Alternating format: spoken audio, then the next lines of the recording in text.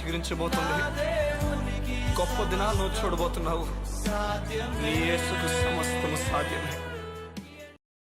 Good morning దేవుని ప్రియ కుమారుడా, good morning దేవుని ప్రియ కుమార్తె, special good morning to you. దేవుని ప్రియ సంగమా, జీవితంలో ఏం జరుగుతున్నా ఒకలాంటి ధీమాను కలిగి నువ్వు ఉండాలని చెప్పి దేవుడు కోరుతున్నాడు. దేవుని గ్రంథం నుంచి ఒక వ్యక్తిని మీకు పరిచయం చేస్తూ మాట్లాడడానికి ఇష్టపడుతున్నాను. తన జీవితంలో పరిస్థితులు అన్నీ కూడా అనుకూలంగా లేవు. మరణపు రోజు సమీపించింది. కత్తి తన మెడ మీద పెట్టబడినప్పటికీ, ఇంకా అయిపోయింది జీవితము, ఇంకా లేదు అని చెప్పి తనకు తెలిసినప్పటికీ ఎంత ధీమాగా ఉన్నాడో ఆశ్చర్యం గురి చేస్తుంది. దేవుని లేఖనాలు చదువుతున్నప్పుడు నాకు ఆశ్చర్యం గురి చేసింది. ఇలాంటి క్యారెక్టర్స్ దేవుడు డెవలప్ చేసినందుకు, దేవుడు తన బిడలుగా ఇలాంటి క్యారెక్టర్ని వారిలో ఉంచినందుకు నేను సంతోషపడుతున్నాను. విశ్వాసం ఉంచే వ్యక్తి తన ముందు అపాయకరమైన రోజులు ఉన్నాయని తనకు తెలిసినప్పటికీ కూడా తన నిరాశ నిస్పృహలకు వెళ్ళిపోడు. దేవుని వాక్యం ద్వారా ధైర్యాన్ని తెచ్చుకుంటాడు. ఈరోజు ధైర్యం లేకుండా జీవితంలో ఏమవుద్దని భయపడుతున్నా నీతో మాట్లాడి దేవుడు చెప్తున్నాడు, అధైర్యపడద్దు, బెంగపడద్దు. వాక్యాన్ని చదివి వాక్య బలమును పొందుకోవాలి. వాక్యాన్ని ఎప్పుడైతే మనం చదువుతామో, వాక్యాన్ని ఎప్పుడైతే మనం ధ్యానిస్తామో బలము అమాంతంగా పెరుగుతుంది. సంగమా వినండి, మనం ధ్యానించడం చాలా ఇంపార్టెంట్. అపవాది ఎక్కడి వరకు పని చేయగలడు? అపవాది నీ జీవితంలో ఏ స్థలం వరకు పని చేయగలంటే, దేవుని వాక్యం ఎక్కడైతే ప్రారంభమవుతుందో దాని కింద వరకు పని చేయగలడు. లెట్స్ సే ఫర్ ఎగ్జాంపుల్, దేవుని వాక్యం ఇక్కడి నుంచి ప్రారంభమవుతుంది అనుకోండి మీ జీవితంలో. దీని కిందంత మాత్రమే అపవాది పని చేయగలడు, ఇక్కడి నుంచి మరి పని చేయలేడు. దేవుని వాక్యం శక్తి గలదే, ఆ వాక్యాన్ని తాకలేడు. అయితే వాక్యం లేని ఏరియాలో మాత్రమే పనిచేస్తాడు. నీ జీవితంలో అపవాది పనిచేస్తున్నప్పటికీ వాడు పనిచేస్తున్న విషయాలకు నువ్వు నిరాశపడకుండా నిలబడుతున్నావు అంటే దేవుని వాక్యం చాలా అంగీకరించిన వ్యక్తి. నీతోనే దేవుడు మాట్లాడుతున్నాడు. అమ్మా అయ్యా, నీతోనే దేవుడు మాట్లాడి చెప్తున్నాడు. నీవు విశ్వాసం ఉంచి వాక్య ధ్యానముగా నువ్వు చేసినట్లయితే, వాక్యపు ధ్యానము నువ్వు కలిగి ముందుకెళ్తున్న వ్యక్తి అయితే అపవాది నీ జీవితంలో ఏమీ కదపలేడు. వాడు ఏం చేసినప్పటికీ అది నేను గాయపరచలేదు. నీవు బహుధైర్యంగా ఉంటావు. దేవుడు ఏదో కార్యాన్ని నా కొరకు జరిగిస్తాడు, నేను నిరాశపడాల్సిన పని లేదన్న ధైర్యంతో నువ్వు మాట్లాడతావు.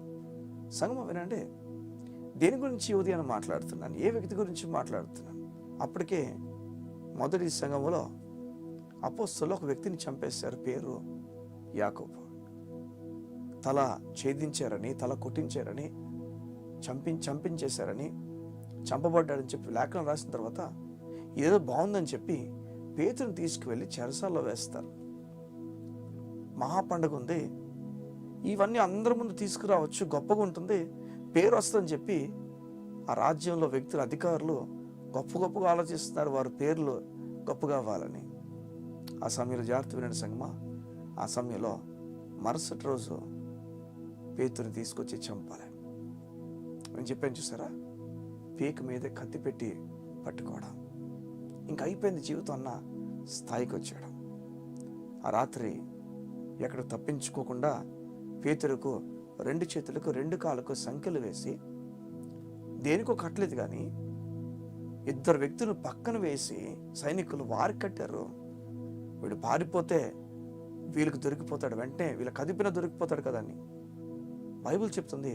సంకెలు వేసిన తర్వాత చూడండి, ఆశ్చర్యమైన విషయం, నిద్రపోయాడట. చూడండి, ఆ రాత్రి రేపు చనిపోతా ఉన్నప్పుడు ఎలా నిద్ర వచ్చిందో నాకు అర్థం కాలే. ఎంత ధీమాగా ఉన్నాడు చూసారా? ఇంత ధీమాగా ఉండడానికి కారణం ఏముంటుంది చెప్పండి? బాగా మత్తుడైపోయి నిద్ర వచ్చేసిందా?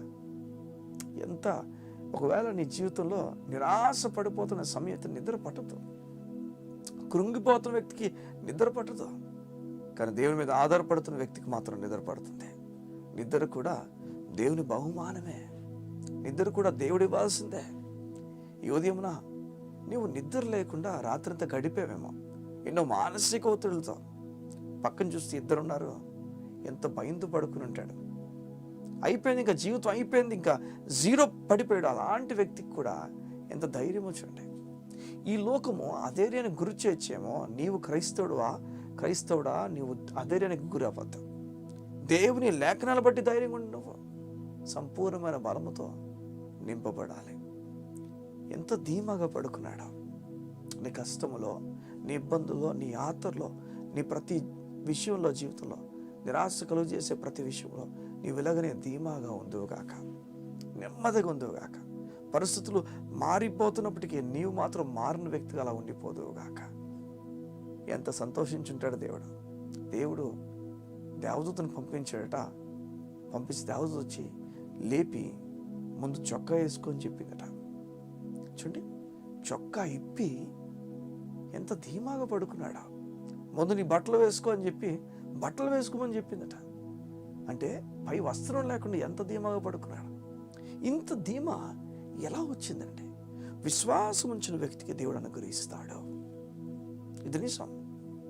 సింహబోన్లో అంత ధైర్యం ఎక్కడదండి? మీరు చెప్పండి. అగ్నిగుండంలో అంత ధైర్యము ధీమా ఎక్కడ చెప్పండి? రాజా, నువ్వు మమ్మల్ని లోపలేసినప్పటికీ మా దేవుడు మమ్మల్ని బ్రతికిస్తాడు, లేనప్పటికీ పర్వాలేదు, ఈయనే సత్యవంతుడని ఒక సవాల్ని విసురుతారు. నేను చెప్తున్నాను యువతి అన్న, నీ దేవునికి తోడై ఉన్నాడు. నువ్వు భయపడాల్సిన పనిలే, నువ్వు అల్లరికి పాలైపోతావు అనుకోవద్దు. దేవుని కార్యాలు నీవు నీ కుటుంబం 100% చూస్తారు. నీవు అడుగుపెట్టు ప్రతి స్థలంలో దేవుడి కార్యం జరుగుతుందని దేవుడు చెప్తున్నాడు. నువ్వు నిరాశపడాల్సిన పనిలే, నువ్వు దుఃఖపడద్దు, కానీ విశ్వాసం ఉంచాలి. విశ్వాసం ఉంచాలి సంగమా. విశ్వాసమే విడుదలిస్తుంది, విశ్వాసమే నిద్రనిస్తుంది, విశ్వాసమే పట్టుదలనిస్తుంది, విశ్వాసమే నూతన కార్యాలు జరిగిస్తుంది, విశ్వాసమే బలహీనమైన గర్భమును బలపరుస్తుంది. మీకు తెలుసు కదా, రమారమి 100 ఏళ్ల వయసు ఉన్నప్పటికీ సారా గర్భం మృతతూల్యమైపోయిందని తెలిసినప్పటికీ విశ్వాసం వల్ల సందేహింపకుండా విశ్వాసం వల్ల బలపరచబడిందని దేవుని లేఖనాలు చెప్తున్నాయి. ఈ ఉదయం దేవునితో మాట్లాడుతున్నాడు. విశ్వాసం ఉంచాలి. నీవు కదిలిపోవడానికి, హడలిపోవడానికి కారణం విశ్వాసం నుంచి నువ్వు దిగిపోయావు. ఆ మెట్లు మరలా ఎక్కమని దేవుడు కోరుతున్నాడు. నువ్వు ఎక్కుతావు, నమ్ముతూ ధైర్యం సంపాదించుకుంటావు. వినటం వలన, చదవడం వల్ల విశ్వాసం వస్తున్న మాట ప్రకారంగా మీరు చదవాలని, దేవుని మాట వినాలని కోరుతూ ఈ ఉదయం ప్రార్థన చేయడానికి ఇష్టపడుతున్నాను. మా ప్రియ పరలోకపు తండ్రి, నీకు వందనాలు. నీ బిడ్డలు విశ్వాసం ఉంచుదురుగాక, నీపైన నమ్మకం ఉంచుదురుగాక. ఎక్కడైతే వారు నిరాశపడిపోయి వారిని విడిచిపెట్టిన జనం ఉన్నారు, అక్కడే వారిని పైన ఆధారపడుతురుగాక. ఏ చోటైతే ఫినిష్ అయిపోయింది, ఇంకా లేదు, ది ఎండ్ అని పలుకుతున్న చోట ఉన్నాయో అక్కడ కూడా వీరు విశ్వాసం ఉంచుతారుగాక. ధీమా వ్యక్తులుగా వినుంచండి. చాలా ధీమా కలిగిన వ్యక్తులుగా, చుట్టూ జరుగుతున్న ఏది కూడా వీరు తీసుకోకుండా దేవుడు మార్పు కలుగు చేస్తాడు. నా దేవుడు ఏదో మార్పు చేయబోతున్నాడు అన్న ధీమా నీ బిడ్డలకి ఇచ్చి నడిపించబడుతుంది. యేసు నామం ప్రార్థించుచున్నాం తండ్రి, ఆమేన్. గొప్ప ధీమా కలిగి నువ్వు వెళ్ళాలని సేవకునిగా కోరుతున్నాను. కృంగిపోకూడదని ధైర్యంగా అడుగులు వేయాలని దేవుడిని సేవకునిగా కోరుతున్నాను. ఇక ముందుకు అడుగులు వేస్తావా? ప్రతిదినము ఈ మాటలను బలపరచుచున్నాయని, నీ జీవితంలో దేవుని కార్యము దేవుడు చేస్తున్నాడని నేను నమ్ముతున్నాను. మీరు విశ్వాసం ఉంచి ఆధైర్యపడకుండా ధైర్యంగా ముందుకు వెళ్ళండి. దేవుని కార్యం మీరు చూస్తారు.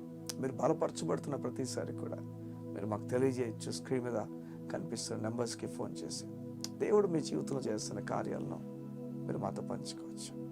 దేవుడు మిమ్మల్ని, మీ కుటుంబాలని దీవించునుగాక. God bless you. See you tomorrow.